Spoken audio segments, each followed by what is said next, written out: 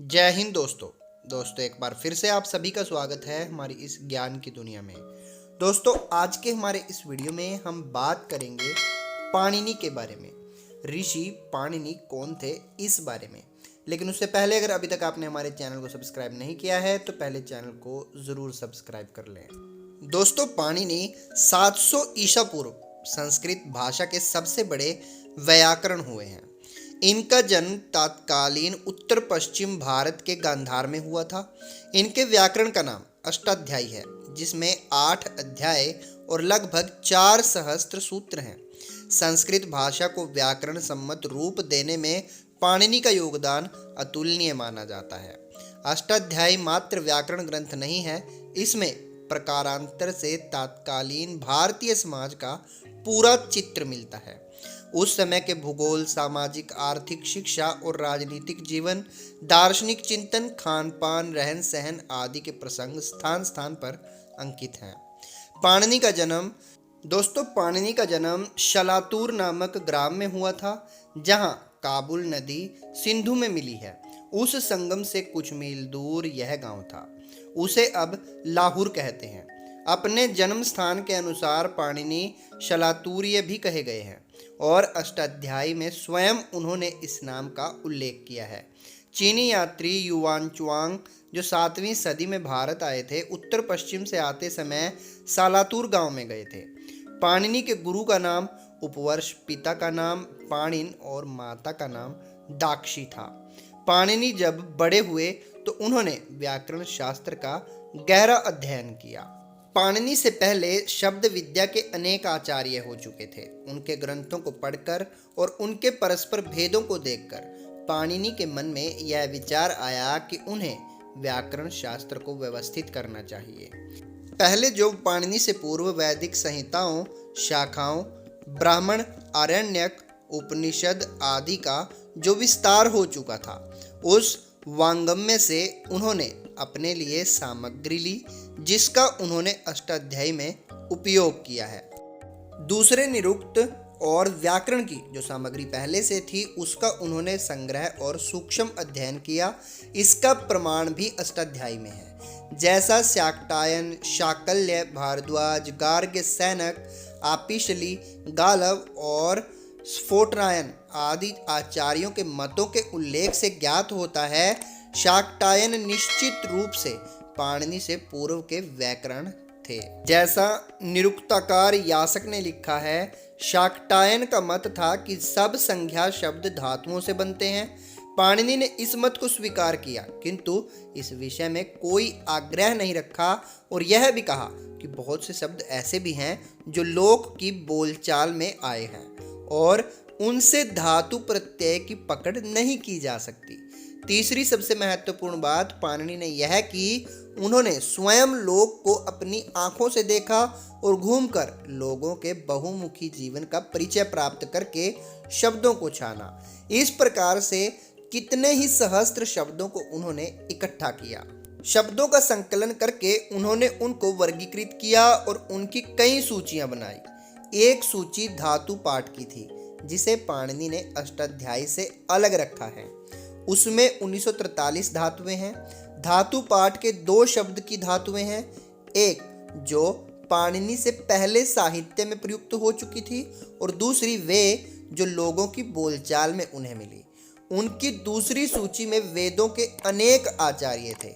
किस आचार्य के नाम से कौन सा चरण प्रसिद्ध हुआ और उसमें पढ़ने वाले छात्र किस नाम से प्रसिद्ध थे और उन छंद या शाखाओं के क्या नाम थे, उन सब की निष्पत्ति भिन्न भिन्न प्रत्यय लगाकर पाणिनि ने दी है। जैसे एक आचार्य तितरी थे, उनका चरण तैतरेय कहा जाता था और उस विद्यालय के छात्र एवं वहां की शाखा या संहिता भी तैतरेयी कहलाती थी। पाणिनि की तीसरी सूची गोत्रों के संबंध में थी। मूल 7 गोत्र वैदिक युग से ही चले आते थे। पाणिनि के काल तक आते आते उनका बहुत विस्तार हो गया था। गोत्रों की कई सूचियां स्रोत सूत्र में हैं, जैसे बोधायन स्रोत सूत्र में, जिसे महाप्रवर कांड कहते हैं। किंतु पाणिनि ने वैदिक और लौकिक दोनों भाषाओं के परिवार या कुटुंब के नामों की एक बहुत बड़ी सूची बनाई, जिसमें आर्ष गोत्र और लौकिक गोत्र दोनों थे। छोटे मोटे पारिवारिक नाम या अल्लों को उन्होंने गोत्रावयव कहा है। एक गोत्र या परिवार में होने वाला दादा, बूढ़े एवं चाचा आदि व्यक्तियों के नाम कैसे रखे जाते थे, इसका ब्यौरेवार उल्लेख पाणिनि ने किया है। 20 सूत्रों के साथ लगे हुए गणों में गोत्रों के अनेक नाम पाणिनि के गणपाठ नामक परिशिष्ट ग्रंथ में है। पाणिनि की चौथी सूची भौगोलिक थी। पाणिनि का जन्म स्थान उत्तर पश्चिम में था, जिस प्रदेश को हम गांधार कहते हैं। यूनानी भूगोल लेखकों ने लिखा है उत्तर पश्चिम अर्थात गांधार और पंजाब में लगभग 500 ऐसे ग्राम थे, जिनमें से प्रत्येक की जनसंख्या 10 सहस्त्र से लगभग थी। पाणिनि ने उन 500 ग्रामों के वास्तविक नाम भी दे दिए थे, जिनसे उनके भूगोल संबंधी गणों की सूचियां बनी हैं। ग्रामों और नगरों के उन नामों की पहचान टेढ़ा प्रश्न है, किंतु यदि बहुत परिश्रम किया जाए तो यह संभव है। जैसे सुनेत और सिरसा पंजाब के 2 छोटे गांव हैं, जिन्हें पाणिनि ने सुनेत्र और शैरिशक कहा है। पंजाब की अनेक जातियों के नाम उन गांवों के अनुसार थे जहां वह जाति निवास करती थी या जहां से उनके पूर्वज आए थे।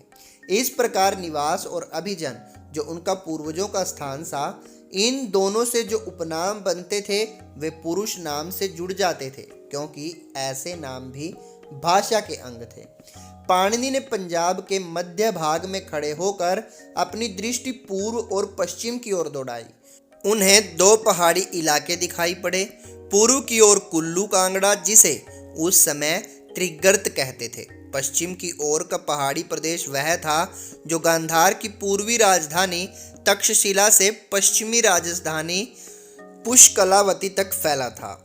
इसी में वह प्रदेश था जिसे अब कबायली इलाका कहते हैं और जो सिंधु नद के उत्तर से दक्षिण तक व्याप्त था और जिसके उत्तरी छोर पर दरद जो वर्तमान में गिलगित और दक्षिणी छोर पर सोबीर जो वर्तमान में सिंध है था। पाणिनि ने इस प्रदेश में रहने वाले कबीलों की विस्तृत सूची बनाई और संविधानों का अध्ययन किया। इस प्रदेश को उस समय ग्रामीणीय इलाका कहते थे, क्योंकि इन कबीलों में जैसा आज भी है और उस समय भी था, ग्रामीणी शासन की प्रथा थी और ग्रामीणी शब्द उनके नेता या शासक की पदवी थी। इन जातियों की शासन सभा को इस समय जिरगा कहते थे और पाणिनि के युग में उसे ब्रातपुंग संघ या गण कहते थे। वस्तुतः सब कबीलों के शासकों का एक प्रवर नहीं था, किंतु वे संघ शासन के विकास की भिन्न भिन्न अवस्थाओं में थे। पाणिनि ने ब्रात और पूग इन संज्ञाओं से बताया है कि उनमें से बहुत से कबीले उत्सेदजीवी या लूटपाट करके जीवन बिताते थे, जो आज भी वहाँ के जीवन की सच्चाई है। उस समय ये सब कबीले या जातियाँ हिंदू थी और उनके अधिपतियों के नाम संस्कृत भाषा के थे। जैसे देवदत्तक कबीले का पूर्व पुरुष या संस्थापक कोई देवदत्त था। अब नाम बदल गए हैं, किंतु बात वही है। जैसे ईसा खेल कबीले का पूर्वज ईसा नामक कोई व्यक्ति था। इन कबीलों के बहुत से नाम पाणिनि के गणपाठ में मिलते हैं, जैसे अफरीदी और मोहम्मद, जिन्हें पाणिनि ने आप्रीत और मधुमंत कहा है। पाणिनि की भौगोलिक सूचियों में एक सूची जनपदों की है। प्राचीन काल में अपना देश जनपद भूमियों में बैठा हुआ था। मध्य एशिया की वंक्षु नदी के उत्तरी भाग में स्थित कंबोज जनपद, पश्चिम में सौराष्ट्र का कच्छ जनपद, पूर्व में असम प्रदेश का सूरमस जनपद वर्तमान सूरमा घाटी और दक्षिण में गोदावरी के किनारे अशमक जनपद जो वर्तमान में पैठण है। इन 4 खूंटों के बीच में सारा भूभाग जनपदों में बटा हुआ था और लोगों के राजनीतिक और सामाजिक जीवन एवं भाषाओं का जनपदीय विकास सहस्त्रों वर्षों से चला आता था। पाणिनि ने सहस्त्रों शब्दों की व्युत्पत्ति बनाई जो अष्टाध्यायी के 4-5वें अध्यायों में है। ब्राह्मण, क्षत्रिय, सैनिक, व्यापारी, किसान, रंगरेज, बढ़ई, रसोइया, मोची, ग्वाले, चरवाहे, गडरिये, बुनकर, कुम्हार आदि सैकड़ों पेशेवर लोगों से मिलजुल कर पाणिनि ने उनके विशेष पेशे के शब्दों का संग्रह किया। पाणिनि ने यह बताया कि किस शब्द में कौन सा प्रत्यय लगता है। वर्णमाला के स्वर और व्यंजन रूप जो अक्षर हैं उन्हीं से प्रत्यय बनाए गए। जैसे वर्षा से वार्षिक, यहाँ मूल शब्द वर्षा है, इससे इक प्रत्यय जुड़ गया और वार्षिक अर्थात वर्षा संबंधी यह शब्द बन गया। अष्टाध्यायी में तद्वितों का प्रकरण रोचक है। कहीं तो पाणिनि की सूक्ष्म छानबीन पर आश्चर्य होता है। जैसे व्यास नदी के उत्तरी किनारे की बांगर भूमि में जो पक्के 12 कुएं बनाए जाते थे उनके नामों का उच्चारण किसी दूसरे स्वर में किया जाता था, और उसी के दक्षिणी किनारे पर खादर भूमि में हर साल जो कच्चे कुएं खोद लिए जाते थे उनके नामों का स्वर कुछ भिन्न था। यह बात पाणिनि ने उदकच विपाशा सूत्र में कही है। गायों और बैलों की तो जीवन कथा ही पाणिनि ने सूत्रों में भर दी है। आर्थिक जीवन का अध्ययन करते हुए पाणिनि ने उन सिक्कों को भी जांचा जो बाजारों में चलते थे, जैसे शतमान, कारशापण, स्वर्ण, अंध, पाद, माशक, त्रिशंत्व, 3 मासे या 60 रत्ती तोल के सिक्के, विंशतिक, 20 मासे की तोल का सिक्का। कुछ लोग अदला बदली से भी माल बेचते थे, उसे निमान कहा जाता था। पाणिनि के काल में शिक्षा और वांगमय का बहुत विस्तार था। संस्कृत भाषा का उन्होंने बहुत ही गहरा अध्ययन किया था।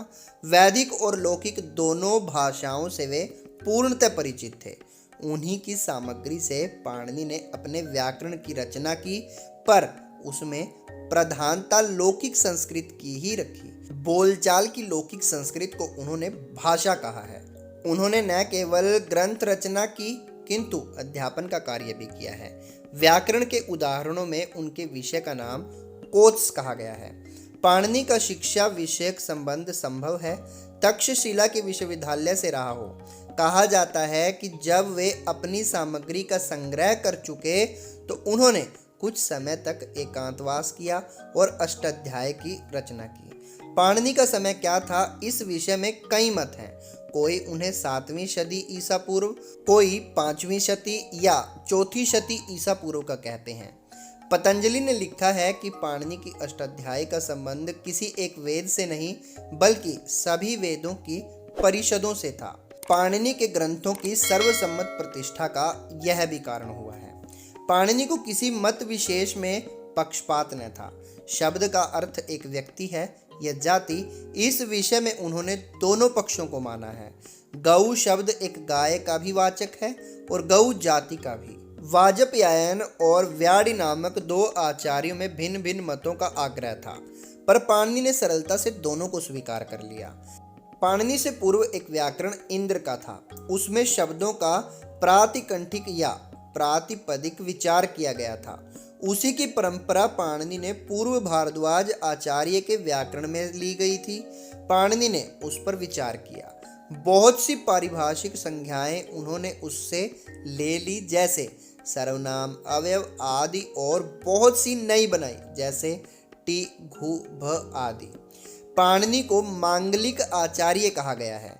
उनके हृदय की उदार वृत्ति मंगलात्मक कर्म और फल की इच्छुक थी।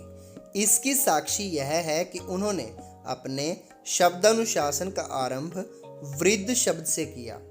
कुछ विद्वान कहते हैं कि पाणिनि के ग्रंथ में न केवल आदि मंगल बल्कि मध्य मंगल और अंत मंगल भी है। उनका अंतिम सूत्र आ है। ह्रस्वकार वर्ण समन्वय का मूल है। पाणिनि को सुहृदभूत आचार्य अर्थात सबके मित्र एवं प्रमाणभूत आचार्य भी कहा है। पतंजलि का कहना है कि पाणिनि ने जो सूत्र एक बार लिखा उसे कभी काटा नहीं। व्याकरण में उनके प्रत्येक अक्षर का प्रमाण माना जाता है। शिष्य, गुरु, लोक और वेद धातुली शब्द और देसी शब्द जिस ओर आचार्य ने दृष्टि डाली उसे ही रस से सींच दिया। आज भी पाणिनि शब्दः लोके प्रकाशते अर्थात उनका नाम सर्वत्र प्रकाशित है।